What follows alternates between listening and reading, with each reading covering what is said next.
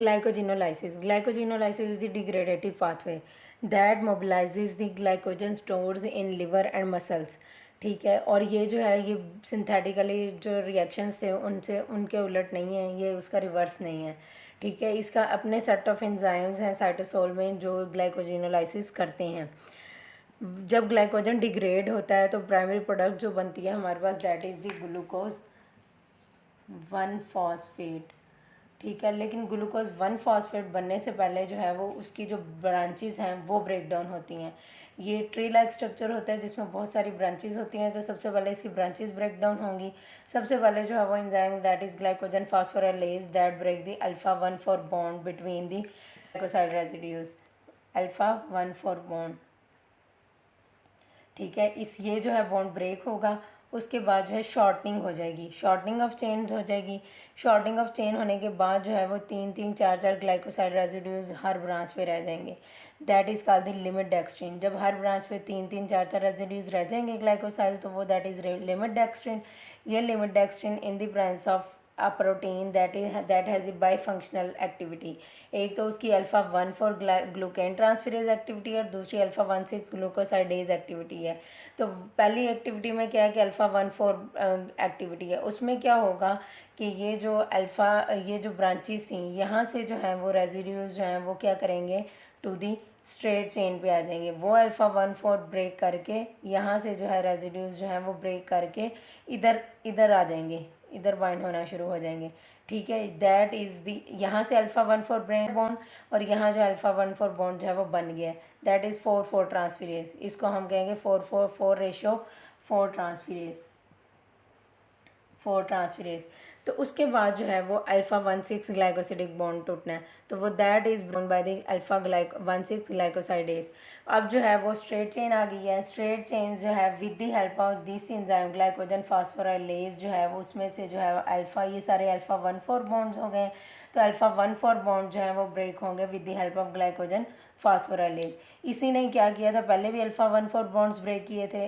वो ब्रेक होने के बाद जो है दो एंजाइम एक्टिविटीज़ के थ्रू जो है वो ग्लूकेन ट्रांसफरेज और ग्लाइकोसाइडेज के थ्रू जो है वो ब्रांचेस ख़त्म हो गई थी, डी ब्रांचेस हो गई थी, ब्रांचिंग हो गई थी। और अब जो है अल्फा 1 4 बॉन्ड है, अब यहाँ से जो है वो ग्लाइकोसाइड रेजिड्यूज जो हैं वो रिमूव होते रहेंगे। वो रिमूव होंगे that are convert into glucose 1 phosphate. Glucose 1 phosphate जो है वो क्या होगा, वो आइसोमराइज होगा इनटू द ग्लूकोज 6 फॉस्फेट में। Glucose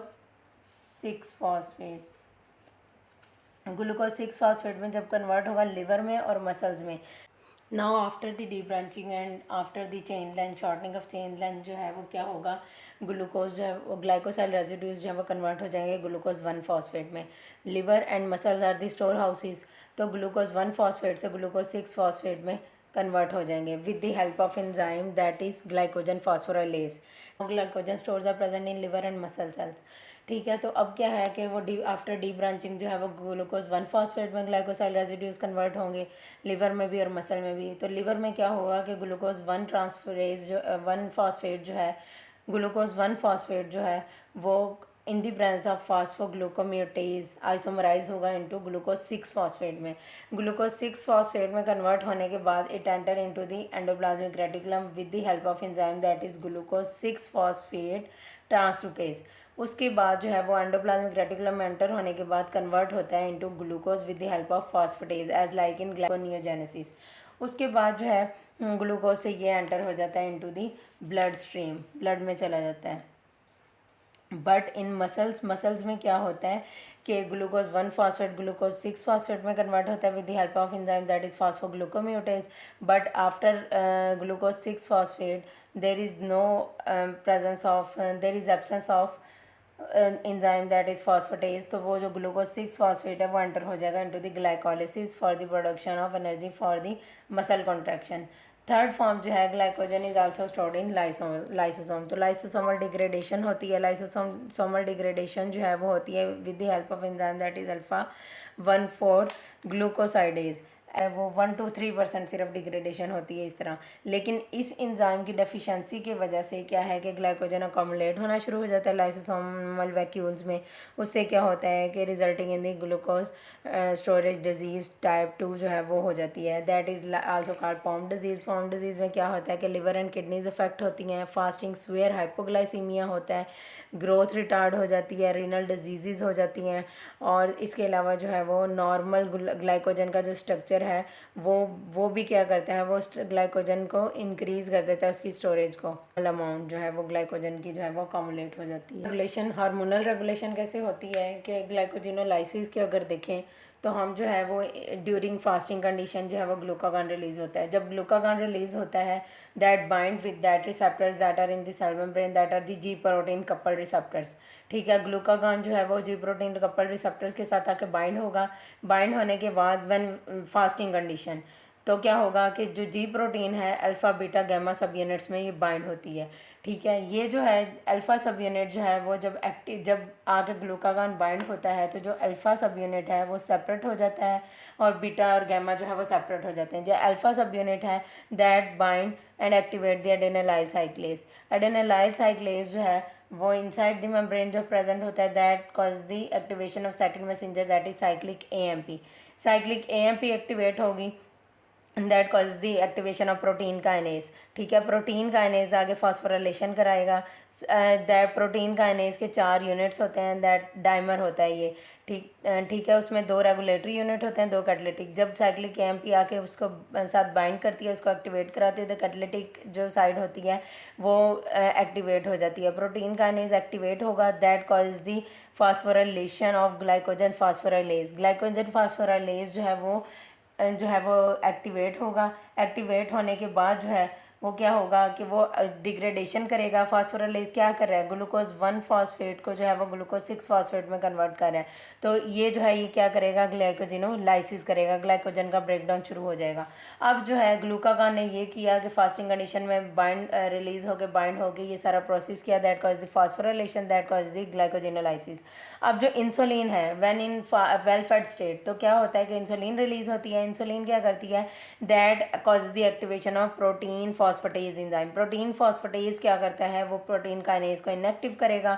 that also degrade the cyclic AMP. उससे क्या होगा, दैट रिएक्शन सीजिस। और इसके अलावा जो है वो क्या होगा, फास्फोराइलेशन नहीं होगी। ग्लाइकोजन फास्फेटेज जो है वो क्या करेगा, वो भी एक्टिवेट हो गए, वो ग्लाइकोजन फास्फोराइलेज को इनएक्टिव कर देगा और उससे क्या होगा, ग्लाइकोजिनोलाइसिस जो है वो ख़त्म हो जाएगी और ग्लाइकोजेनेसिस स्टार्ट हो जाएगी। एएमपी इन मसल्स क्या है कि रोल क्या है एएमपी का मसल्स में, कि मसल्स जो हैं एक्सट्रीम कंडीशंस में एनॉक्सिया और डिप्लीशन ऑफ एटीपी और एएमपी जो है वो एक्टिवेट करेगा किसको, ग्लाइकोजन फास्फोराइलेज को। एएमपी एक्टिवेट करेगा ग्लाइकोजन फास्फोराइलेज को दैट एक्टिवेट दी ग्लाइकोजिनोलाइसिस। उसके बाद कैल्शियम का क्या रोल है मसल्स में, जब जो है वो एपिनेफ्रीन आके रिसेप्टर्स के साथ बाइंड करती है तो stimuli reach from the T tubules the sarcoplasmic reticulum में। उससे क्या होगा कि कैल्शियम रिलीज होगा। कैल्शियम क्या करेगा, फास्फोराइलेज काइनेज को एक्टिवेट करेगा। That phosphorylase kinase activate the glycogen phosphorylase and that cause the glycogenolysis. Comparison क्या है ग्लाइकोजिनोलाइसिस और ग्लाइकोजेनेसिस, इनकी एलोस्टेरिक रेगुलेशन कैसे होती है। एलोस्टेरिक रेगुलेशन जो है वो ऐसे होती है कि इनके लेवल्स मेटाबोलाइट्स के है वो एनर्जी नीड पर डिपेंड करते हैं सेल की। कि ग्लाइकोजेनेसिस जो स्टिमुलेट होता है जब ग्लूकोज और एनर्जी लेवल हाई होता है और ग्लाइकोजिनोलाइसिस तब जो है स्टार्ट होता है जब ग्लूकोज और एनर्जी लेवल जो है वो लो होते हैं। ये इनकी एलोस्टेरिक रेगुलेशन होती है, डिपेंड करती है बॉडी और सेल की नीड पे। अच्छा, वेल फेड स्टेट में क्या होता है कि जो है एटीपी का लेवल इंक्रीज़ हुआ होता है, इंसुलिन रिलीज़ होती है तो उससे क्या होता है, ग्लाइकोजन सिंथेज एक्टिवेट होता है और ग्लूकोज 6 फॉस्फेट से ग्लाइकोजन सिंथेज एक्टिवेट होगा। और ग्लूकोज 6 फॉस्फेट तब भी बनेगा जब इंसुलिन रिलीज़ होगी। उसके बाद फास्टिंग कंडीशन में ग्लाइकोजिनोलाइसिस होता है। ये जो है ये इंक्रीज़ होता है, increase in AMP that leads to glycogen phosphorylase activation. Glycogen phosphorylase activation जो है वो या ये एंजाइम जो है ये इनहिबिट होता है with the help of glucose 6 phosphate. जब ग्लूकोज 6 फॉस्फेट का लेवल इंक्रीज़ हो जाता है तो ग्लाइकोजन फास्फोराइलेज इनहिबिट हो जाता है और ग्लाइकोजिनोलाइसिस नहीं होती। That process occur in the presence of glucagon and that process occur in the presence of insulin. इसको जो है वो ग्लूकागॉन रेगुलेट करता है और इसको जो है वो इंसुलिन।